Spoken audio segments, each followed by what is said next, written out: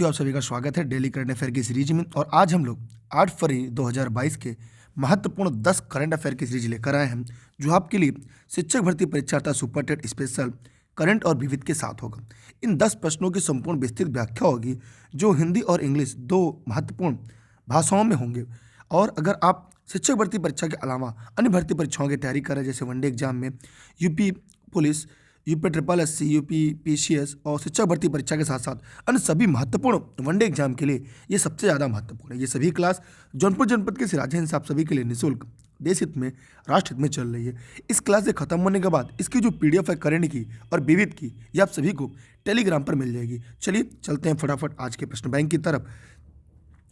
पहला प्रश्न आपके सामने डिस्प्ले पे दिख रहा है कि आत्मनिर्भर भारत डिजाइन केंद्र के विकास के लिए संस्कृति मंत्रालय के साथ समझौता ज्ञापन पर हस्ताक्षर किए किसने? भारतीय स्टेट बैंक, भारतीय reserve bank, ICICI bank, Punjab national bank. तो बताइए, आत्मनिर्भर भारत डिजाइन केंद्र के विकास के लिए संस्कृति मंत्रालय के साथ कौन समझौता पर हस्ताक्षर किया? तो इसका नाम होगा एसबीआई, भारतीय स्टेट बैंक। जी हाँ, एसबीआई ने किया। मेरा सवाल है कि एसबीआई का राष्ट्रीयकरण कब हुआ था? जितने भी साथी वीडियो को देख रहे हैं, सरकारी शिक्षक बनने की तैयारी कर रहे हैं, वे सभी कमेंट बॉक्स में कमेंट करके बताएं कि एसबीआई का राष्ट्रीयकरण कब हुआ था। हम बढ़ते हैं इसके विस्तृत व्याख्या की तरफ। जी हाँ, भारतीय स्टेट बैंक संस्कृति मंत्रालय के इंदिरा गांधी कला केंद्र और राष्ट्रीय संस्कृति के कोष के साथ दिल्ली के लाल किले पर L1 बैरक में आत्मनिर्भर भारत डिजाइन केंद्र के विकास के लिए एक त्रिपक्षीय समझौता ज्ञापन पर हस्ताक्षर किए। प्रोजेक्ट एसीबीडी का मुख्य उद्देश्य इन उत्पादकों को उजागर करना, बढ़ावा देना, उनका जश्न मनाना, जिससे भारत से जीआई उत्पादकों के आर्थिक मूल्य संवर्धन को बढ़ावा देने के लिए भौगोलिक संकेत चिन्ह है। जी हाँ, यह इसकी विस्तृत व्याख्या थी। हम बढ़ते हैं इसके एक और अगले प्रश्न की तरफ। आगे है आपका कि हाल ही में आईआईटी के किफायती और स्वच्छ ऊर्जा में वैश्विक उत्कृष्टता केंद्र लॉन्च किया गया। IIT Kharagpur, IIT Kanpur, IIT Dharwad, IIT Bombay. तो जल्दी जल्दी कमेंट सेक्शन में जाइए और बताइए, जवाब दीजिए इस प्रश्न का सही उत्तर क्या होगा। आईआईटी धारवाड़ इस प्रश्न का सही उत्तर है। अब हम इसकी विस्तृत व्याख्या की तरफ चल रहे हैं। जी हाँ, ये क्लास आपको लेनी भी दुर्गेश पर लाइव मिल रही है। जी हाँ, इसकी पीडीएफ के लिए टेलीग्राम के लिए आप दुर्गेश सर सर्च करिएगा, इस तरह से बिना स्पेस दिए। जैसे ही लेने भी दुर्गेश आएगा, आप लोग से ज्वाइन कर लीजिएगा। हाल ही में आईआईटी धारवाड़ में किफ़ायती और स्वच्छ ऊर्जा में वैश्विक उत्कृष्टता केंद्र लॉन्च किया गया। यह केंद्र सस्ती और स्वच्छ ऊर्जा में अनुसंधान को बढ़ावा देगा। यह केंद्र इनक्यूबेट टेक्नोलॉजी, फिजिकल इंफ्रास्ट्रक्चर बनाएगा, साथ ही यह स्वच्छ ऊर्जा समाधान भी तैयार करेगा। आइए हम बढ़ते हैं एक और अगले प्रश्न की तरफ, टॉप 10 करंट की सीरीज में। अगला है आपके सामने, विश्व की पहली हाइड्रोजन की चलने वाली flying boat the jet zero emission को कहाँ लॉन्च किया जाएगा? अमेरिका, संयुक्त अरब अमीरात, चीन, जापान। जल्दी जल्दी कमेंट बॉक्स में जाइए, कमेंट करके दीजिएगा। जी हाँ, इस प्रश्न का उत्तर है संयुक्त अरब अमीरात। मतलब हम यूं कहें तो इस प्रश्न का जवाब क्या होगा? बी सही और राइट आंसर है। बढ़ते इसकी विस्तृत व्याख्या की तरफ। यहाँ पे है, दुनिया की पहली हाइड्रोजन चलने वाली फ्लाइंग बोट को दुबई में संयुक्त अरब अमीरात में निर्मित और लॉन्च किया जाएगा। द जेट में अत्याधुनिक जो विशेषताएं हैं, प्रौद्योगिकी है, इससे कुल 40 समुद्री मील की परिभ्रमण गति से पानी के ऊपर शांति से उड़ने में सक्षम बनाती है। इसमें 8 से 12 यात्रियों को ले जाने की भी क्षमता होगी। ये इंपॉर्टेंट है, यहाँ सबके परीक्षा में सवाल आ सकता है। हम बढ़ते हैं एक और डेली करंट अफेयर की सीरीज में। घरेलू रेटिंग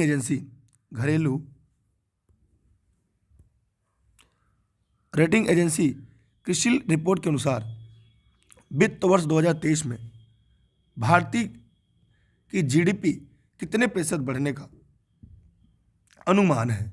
सभी लोग फटाफट बताएं। 6.5%, 7.8%, 9.2%, 10.5।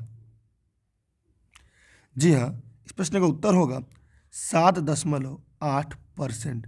माने बी वालों के जवाब सही हैं। आइए और आगे देखते हैं हम। इसकी विस्तृत व्याख्या है।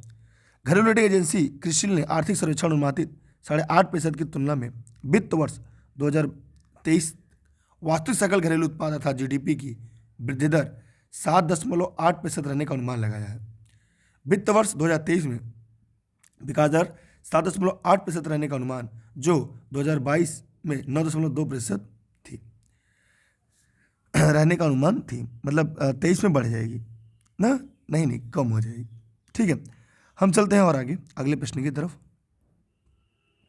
अगला है कि बजट में खेलो इंडिया योजना आवंटन कितने प्रतिशत वृद्धि हुई। बजट में खेलो इंडिया योजना में आवंटन कितने प्रतिशत की वृद्धि हुई।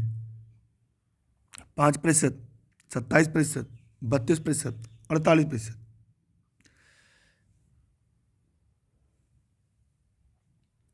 जी हाँ, 48% की वृद्धि हुई। बहुत ही इंपॉर्टेंट है। आइए इसकी विस्तृत व्याख्या की तरफ लेकर चलते हैं हम आपको। सरकार ने 3,165.5 करोड़ रुपए की परिव्यय 15वें वित्त आयोग में 2021-22 से 25-26 तक खेलो इंडिया खेल के विकास के लिए राष्ट्रीय कार्यक्रम की योजना को जारी रखने का निर्णय लिया है। खेलो इंडिया योजना आवंटन में बजट 2022 में 48% की वृद्धि हुई और इसे प्रधानमंत्री पुरस्कार योजना में शामिल किया गया। इसे प्रधानमंत्री पुरस्कार योजना में शामिल किया गया। अगले सवाल की तरफ बढ़ते हैं। कह रहा है कि शतरंज टूर्नामेंट टाटा स्टील चैलेंजर 2022 का खिताब किसने जीता। सभी लोग बताएं। थाई डेइवान एनगुइन, यान नेपुन्याचिची, अर्जुन एरिगैसी, नोदिरबेक अब्दू सतारो। तो यहाँ पर इस प्रश्न का सही उत्तर क्या होगा। अर्जुन एरिगैसी, अर्जुन एरिगैसी। आइए इसकी विस्तृत व्याख्या की तरफ चलते हैं। यहाँ पे है भारतीय ग्रैंड मास्टर अर्जुन एरिगैसी ने चेक गणराज्य के थाई डेई वान एनगुएन को ड्रा खेलकर और एक दौर शेष रहते टाटा स्टील के चैलेंजर्स का खिताब जीत लिया। अर्जुन ने जीत के साथ ही अगले साल 2023 में होने वाले टाटा स्टील मास्टर टूर्नामेंट के लिए भी क्वालिफाई कर लिया। हम बढ़ते हैं एक और अगले सवाल की तरफ।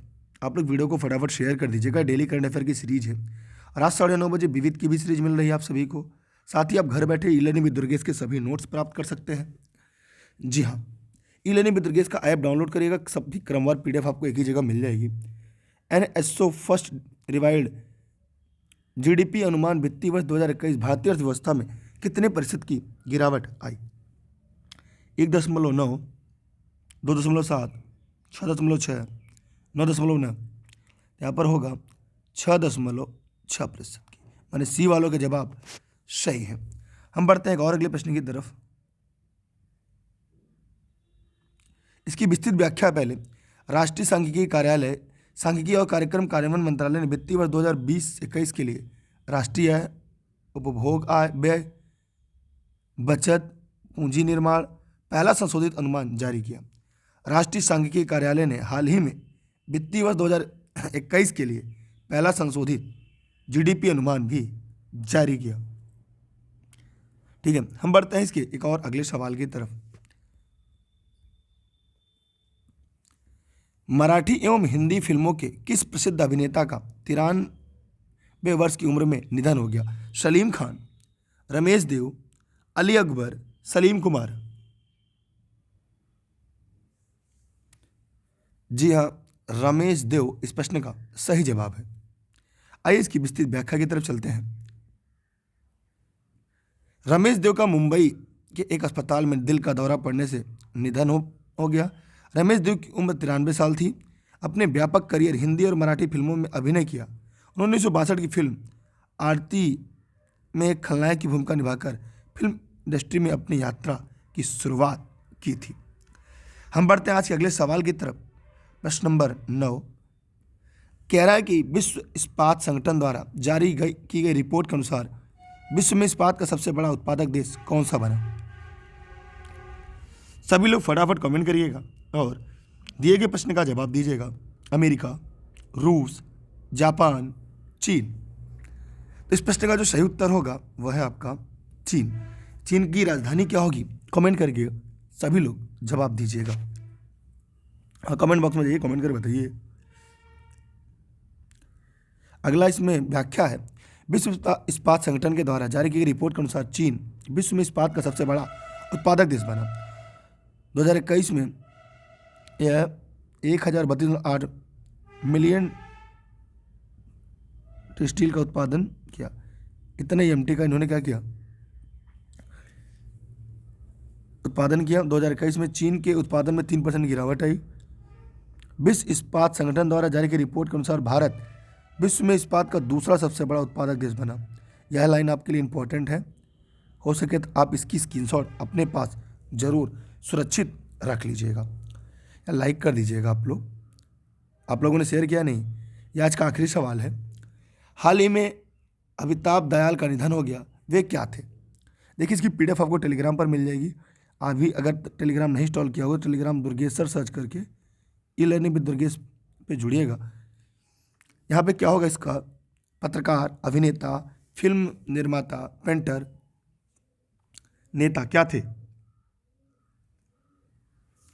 जी हाँ, अभिनेता और फिल्म निर्माता थे। इसकी विस्तृत व्याख्या की तरफ चलते हैं। कह रहा है कि हाल ही में अभिनेता और फिल्म निर्माता अमिताभ दयाल का निधन हो गया। ओम पुरी के साथ कगार लाइफ ऑन द एज 2003 में भोजपुरी फिल्म रंगदारी, राज बब्बर की धुआं, अमिताभ बच्चन की विरुद्ध जैसी फिल्मों में उन्होंने क्या किया था? काम किया था। आज के टॉप 10 महत्वपूर्ण प्रश्न मैंने करा दिए, जो डेली करंट अफेयर की सीरीज में करंट और विविध के साथ है। ये आपका लिंक है जो ई लर्निंग विद दुर्गेश पर जुड़ सकते हैं। ई लर्निंग विद दुर्गेश का ऐप आप प्ले स्टोर से डाउनलोड कर सकते हैं। यूपीटेट सीटेट के नोट्स और शिक्षक भर्ती परीक्षा की तैयारी भी आप यहाँ से कर सकते हैं। आप सभी का बहुत बहुत धन्यवाद। Best of luck. जय हिंद, जय भारत। वीडियो को शेयर नहीं किया तो शेयर करिएगा। आज 1 बजे से आपकी संस्कृति क्लास होगी। साथ ही साथ आज 9:30 पर आपकी विविध की क्लास होगी और प्रतिदिन सुबह 6 से 7 बजे के बीच डेली करंट अफेयर की सीरीज आपके लिए लाइव आ जाती है। इसके अलावा आपको 12 तारीख से शिक्षक भर्ती परीक्षा के लिए कुछ विशेष बैच मिलना शुरू हो जाएगा। तब तक के लिए बहुत बहुत धन्यवाद। जय हिंद, जय भारत, बाय बाय।